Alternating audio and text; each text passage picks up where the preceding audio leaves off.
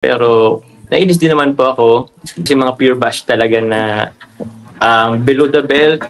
Hindi rin po kasi ako parang hindi rin po kasi ako mapagsagot sa mga issue. Hindi, ewan ko po kung na-observe niyo po yan. Hindi po talaga ako So, sometimes kung may time po, kung nasa mood akong magsagot ng basher, meron din na una. Ang tanong po una is, ano sa paramdam na yung pagpapatigil, tama po ba? Oo. I don't know kasi po kung tigil po talaga or kasi ang alam ko po parang pause muna, parang pahinga muna po, kumbaga temporary lang muna. Pero di ko rin po kasi masabi. Nakakalungkot po siya, pero at the same time po, it helps din po kasi sa mental health ng lahat. Especially po, bukod po sa amin, ni Carla, kay Kalinga Prab na din. Kasi di ko rin kasi pwedeng i-validate po yung na-feel na po. Kasi meron po mga issues po. May meron akong mga naririnig na balita na nagiging basher po. Yung Jomcar supporter po is nagiging basher po. Nagbabash po kay Kalinga Prab. Which is, ayoko mangyari yun kasi kasi syempre po sila Kalinga Prab po yan, sila Kuya Val, yan po talaga yung pinakang pundasyon ng Kalinga. So, nakalungkot po yun na sa aming mga supporter po ay parang binabash po yung aming pong leader. Parang ganun po yan. So, yun po, nakalungkot pero ganun po talaga. Tsaka siguro it helps din naman po sa mentality ng karamihan, emotional, even sa mga viewers din po kasi. Kasi ang samot-sari pong issue po kasi may mga kung ano-anong issue po na nakikita natin na which is kung ako po personally po pag nababasa ko po sobrang fake news, sobrang daming dagdag bawas sa mga balitang na ako naman po kasi hindi rin po kasi ako parang hindi rin po kasi ako mapagsagot sa mga issue. Hindi, ewan ko po kung na-observe niyo po yan. Hindi po talaga ako So, sometimes kung may time po, kung nasa mood akong magsagot ng basher, meron din naman po. Pero as much as possible, hindi ko rin kasi siya po pinofokusan. Kasi mag-focus lang tayo sa goal. So yun naman po.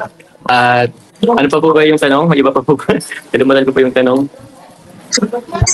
Ito lang po masasabi ko.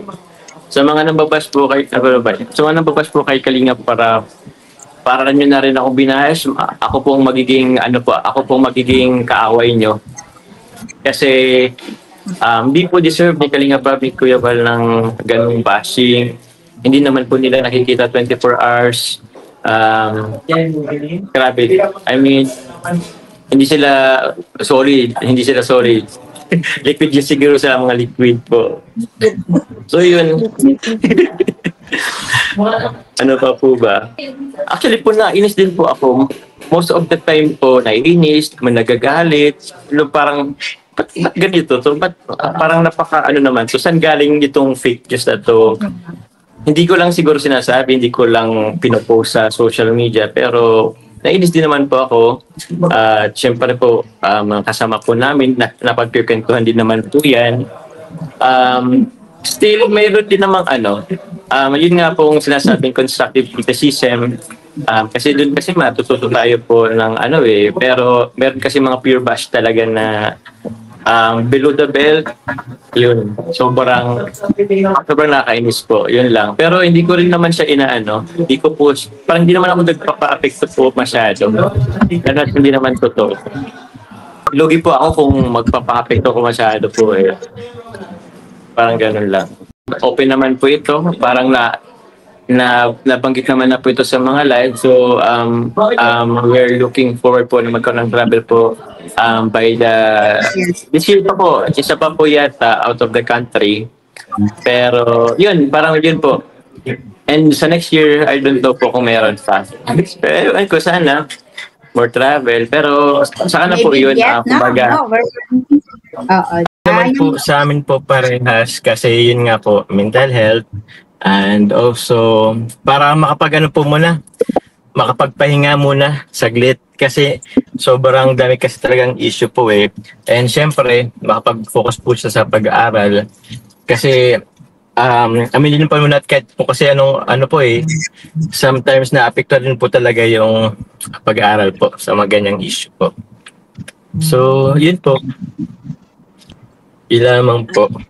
Ay, kita po ba ako? Pero yung pagpa-lead, Nakapost lang po sa sa'yo. Nag-dating. Wala po tayo, marahil hindi ko po kayo Tama. kilala.